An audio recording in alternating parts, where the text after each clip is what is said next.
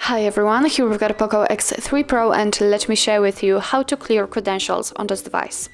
So firstly, let's enter the settings, and here we have to find passwords and security. Let's tap on it.